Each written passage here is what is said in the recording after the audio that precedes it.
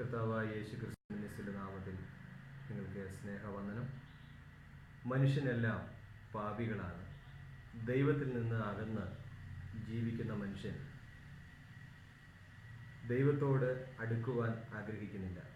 എന്നാൽ ദൈവത്തിൻ്റെ വചനമാകുന്ന വിശുദ്ധ ബൈബിൾ ഇപ്രകാരം പറയുന്നു: ദൈവം മനുഷ്യനോട് അടുത്ത് ജീവിക്കുവാനായിട്ട് ആഗ്രഹിക്കുന്നു.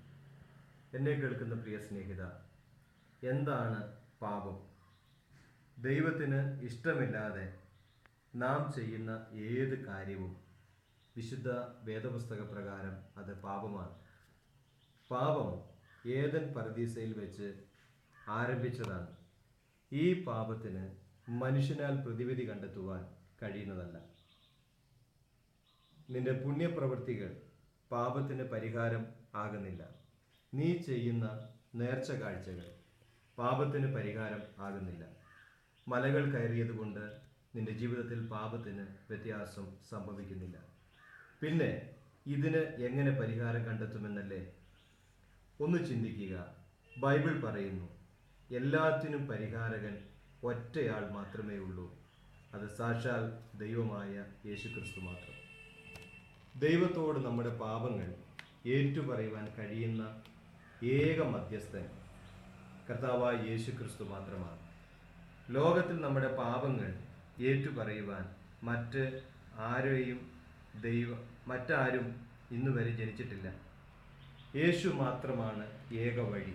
ബൈബിൾ പറയുന്നു, പാപത്തിൽ നിന്ന് മോചനം നേടുന്ന മനുഷ്യൻ സ്വർഗത്തിലേക്ക് എത്തിക്കുവാൻ യേശു എന്ന ഏക വഴി മാത്രമേ ഉള്ളൂ എന്ന് വിശുദ്ധ വേദപുസ്തകം പറയുന്നു.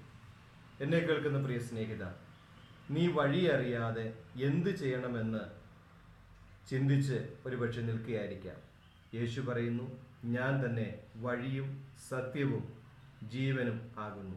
ഞാൻ നിമിത്തമല്ലാതെ ആർക്കും നിത്യജീവനെ കണ്ടെത്തുവാൻ കഴിയുന്നതല്ല. വിശുദ്ധ വേദപുസ്തകം യോഹന്നാൻ എഴുതിയ സുവിശേഷം 3-ാം അധ്യായം 15-16 വാക്യങ്ങളിൽ ഇപ്രകാരം പറയുന്നു: തൻ്റെ ഏകജാതനായ പുത്രനിൽ വിശ്വസിക്കുന്ന ഏവനും നശിച്ച് പോകാതെ നിത്യജീവൻ പ്രാപിക്കേണ്ടതിന് ദൈവം അവനെ നൽകുവാൻ തക്കവണ്ണം ലോകത്തെ സ്നേഹിച്ചു. ഈ ദൈവം നിന്നെയും സ്നേഹിക്കുന്നു. ലോകത്തിൽ ആരെല്ലാം നിന്നെ സ്നേഹിക്കുന്നില്ല എങ്കിലും ഈ ദൈവം നിന്നെ സ്നേഹിക്കുന്നു. നീ യേശുവിൽ മാത്രം വിശ്വസിക്കുക. കർത്താവായ യേശുവിൽ വിശ്വസിക്കുന്നത് കൊണ്ട് നീയും നിന്റെ കുടുംബവും രക്ഷപ്രാപിക്കും. ലോകത്തിൽ മറ്റ് ഏത് ഇസങ്ങളിൽ നീ വിശ്വസിക്കുന്നതിനേക്കാളും കൂടുതൽ വിശുദ്ധ വേദപുസ്തകത്തിൻ്റെ സത്യങ്ങളിലേക്ക് നീ കടന്നു വരികയും ദൈവത്തിൻ്റെ വചനം കൂടുതൽ മനസ്സിലാക്കുകയും ചെയ്താൽ നിന്റെ ജീവിതം ധന്യമാകും.